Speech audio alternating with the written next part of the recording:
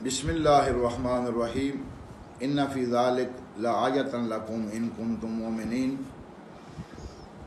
قائد ملت جعفریہ نے یکم ربیع الاول کی احتجاجی کال کو ملتوی کرنے کا اعلان کیا۔ قائد ملت جعفریہ نے اعلان کرتے ہوئے جن الفاظ کا استعمال کیا وہ الفاظ قابل وضاحت ہیں، اور ہم وقتاً فوقتاً حسب ضرورت ان الفاظ کی وضاحت اور ان کی تشریح کرتے رہیں گے کہ ہم نے ہر اعتبار سے عمیق جائزہ لیا، ہر پہلو کا جائزہ لیا، بزرگان کی مشاورت سے اور ان کی تائید سے ہم اس پروگرام کو ملتوی کرنے کا اعلان کرتے ہیں۔ کسی بھی دوسری صورتحال میں دوبارہ کال دی جا سکتی ہے۔ آج فقط دو باتیں، ان جملوں کی تشریح انشاءاللہ ہوتی رہے گی۔ آج فقط دو باتیں، اور پہلی بات سب سے پہلے علماء اعلام، ذاکرین اعظام، شعراء، امام جمعہ جماعت، تنظیمی احباب، دوستان سب لائق تحسین ہیں کہ جنہوں نے 16 اگست کے اعلان کے بعد ملت کو بیدار کرنے میں اہم کردار ادا کیا۔ ہر طرف سے قائد ملت کے حکم پر جان قربان کرنے کی صدائیں بلند ہوئیں۔ آپ کی اجتماعیت اور آپ کے اس اتحاد و اتفاق نے وہ کارنامہ کیا، وہ نتیجہ دیا کہ شاید ابھی تک افراد اس کی طرف متوجہ نہیں ہیں۔ برادران، دوستان، آج فقط قائد ملت کے ایک جملے کی وضاحت عرض ہے کہ کسی بھی دوسری صورتحال میں کال دی جا سکتی ہے۔ وہ دوسری صورتحال کیا ہو سکتی ہے؟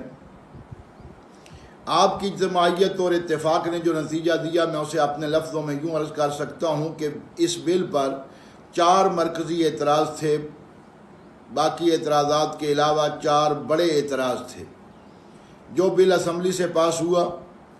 سب سے پہلا اعتراض یہ تھا کہ اس بل میں یہ وضاحت ہی نہیں کی گئی کہ صحابی کسے کہتے۔ دوسرا اعتراض یہ تھا کہ اس بل میں یہ وضاحت ہی موجود نہیں ہے کہ اہل بیت کا مصداق کون ہے، آپ کن افراد کو اہل بیت میں شریک کرنا چاہتے ہیں۔ تیسرا اعتراض یہ تھا کہ اس بل میں یہ طے ہی نہیں ہے کہ توہین کسے کہتے ہیں، توہین کی تعریف واضح نہیں ہے۔ اور چوتھا اعتراض یہ تھا کہ بل میں مذکور سزا، بل میں ذکر ہونے والی سزا قرآن و سنت سے منافات رکھتی۔ یہ 4 مین اعتراضات تھے۔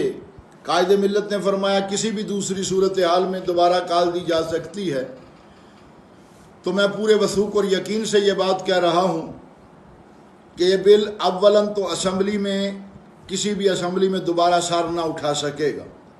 یہ آپ کی اجتماعیت، آپ کے اتحاد و وحدت کا نتیجہ، اور عرض کروں گا کہ یہ اتحاد و وحدت اور یہ اجتماعیت اور قائد ملت کی آواز پر لبیک کہنا، یہ تسلسل باقی رہنا چاہیے۔ اولاً تو یہ بل کسی اسمبلی میں سر نہ اٹھا سکے گا، اور خدا نخواستہ اگر کسی اسمبلی میں یہ بل پاس ہوا، پھر دوبارہ بحث کے لیے آیا، تو اس پہ یہ نکات اس پہ زیر بحث آئیں گے۔ صحابی کی تعریف واضح ہوگی، توہین کی تعریف واضح ہوگی، اہل بیت کا مصداق واضح ہوگا، اور سزا قرآن و سنت کے مطابق ہے یا نہیں اس پہ بحث ہوگی۔ خدا نخواستہ اگر پھر دھوکہ دہی اور چور دروازے سے کوئی نقب لگانے کی کوشش کی گئی اور بل کو اس انداز میں پاس کرنے کی کوشش کی گئی، تو یہی وہ دوسری صورتحال ہوگی جس میں قائد ملت ایک مرتبہ پھر اپنی ملت کو آواز دیں گے۔